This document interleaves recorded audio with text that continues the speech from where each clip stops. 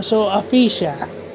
Ito isang disorder, okay?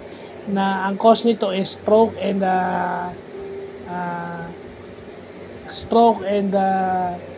traumatic head injuries. So, according sa website ng Mayo Clinic, ito nahihirapan kang mag-formulate ng language, nahihirapan kang makaintindi at makasulat ng proper English. Hindi ka makapag-communicate well, both written and verbal dahil dito. Okay? Ang cause nito is stroke and head traumatic injuries, no? So, yung anomia naman, okay, ito yung anomia.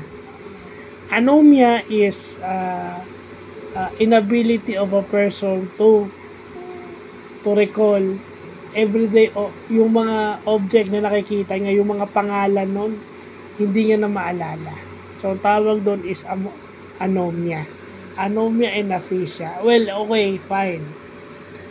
May kilala kasi ako na baka may aphasia, pero sa ibang barangay, hindi ko na sasabihin kung sino, but may kilala na ako. But ngayon, dahil naintindihan ko na to, alam ko na. Okay?